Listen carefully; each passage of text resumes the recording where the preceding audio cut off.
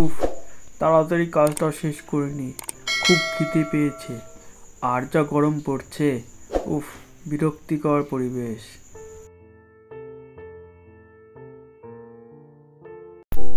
কেউ আছো?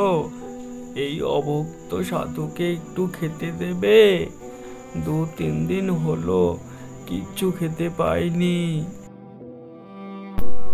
ওই গাছতলায় কি যেন মনে হচ্ছে খিদের জন্য কাতরাচ্ছে।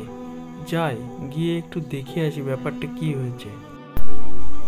কি হয়েছে সাধু বাবা? আপনি এরকম কাতরাচ্ছেন কেন? সমস্যা কি হয়েছে আমাকে একটু বলুন। এই অভুক্ত সাধুকে কিছু খেতে দেবে বাবা? অনেক দিন হলো কিছু খাবার পায়নি, আর বয়সও হয়েছে, শরীরেও সাথ দেয় না যে গ্রামে গ্রামে ফিরে খাবারের সন্ধান করব। হ্যাঁ হ্যাঁ বাবা, আমার গিন্নি আমার জন্য 2টো শুকনো রুটি পাঠিয়েছে। তা আপনি যদি কিছু না মনে করেন, তবে আপনাকে সেটাই খেতে দিতে পারি আমি। এই নিন বাবা, আপনাকে খেতে দিতে পারলেই আমার সৌভাগ্য। আপনাকে খেতে দিতে পেরে আমি নিজেকে ধন্য মনে করব।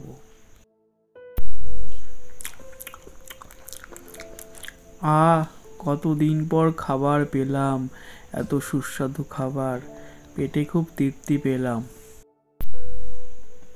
তুই যখন এই অভক্ত সাধুকে খেতে দিলি, আমি তোকেও আশীর্বাদ করি, তোর শত কষ্টের দিনেও তোর ঠিক খাবার হয়ে যাবে, তোর কখনোই খাবারের অভাব হবে না।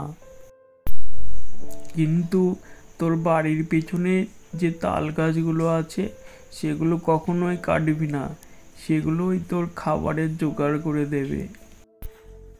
ঠিক আছে বাবা, আপনি যা বলবেন তাই হবে, আপনার কথা আমি রাখবো। এইভাবেই কিছু মাস কেটে যায়। ভোলা এখন জমিদার বাড়ির কাজটাও হারিয়েছে। যে মাঠে ভাগ চাষির কাজ করত, তা বর্ষার জন্য এখন বন্ধ আছে। গিন্নি, আমার তো এখন কোনো কাজ কাম নেই। তো সাধু বাবা বলেছিল ওই তাল গাছের ওখানে গেলেই নাকি খাবারের সন্ধান হয়ে যাবে।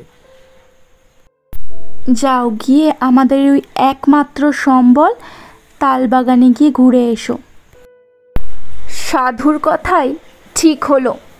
বিগত 4-5 বছর ধরে যা তাল হয়নি, এবার সেই বাগানে তাল পুরো ছেয়ে গেছে, আর খুবই সুন্দর গন্ধ বেরাচ্ছে। ভোলা সেই তালগুলো নিয়ে এসে বাজারে বিক্রি করতে বসলো, কারণ সামনেই জন্মাষ্টমী, তালের চাহিদা হবে আকাশ ছোঁয়া। তাল নিয়ে যান, তাল খুব সুস্বাদু তাল, একদম কম দামে দিয়ে দেব। তাল নিয়ে যান, তাল। দে ভোলা, তাল দে তো, সামনেই জন্মাষ্টমী, তাল কিন্তু ভালো হওয়া চাই, আমি গোপালকে ভোগ দেব। গায়ের 1-2 জন থেকে গ্রামের চারিদিকে ভোলার সেই সুস্বাদু তালের কথা সবাই জানতে পেরে গেল, আর আস্তে আস্তে ভিড় বাড়তে লাগলো ভোলার দোকানে তাল কেনার জন্যে। ভোলা কাকু, আমাকে এই ভোলা, আমাকে কিন্তু তাল দেবে, আগের দিন কিন্তু আমি তাল পাইনি বলেছে। এই ভোলা, 2টো তাল দে তো দেখি। তোর তো গ্রামে খুব প্রশংসা হয়ে গেছে, তাল নাকি খুব সুস্বাদু। দুটো বাড়ি যাবো তো।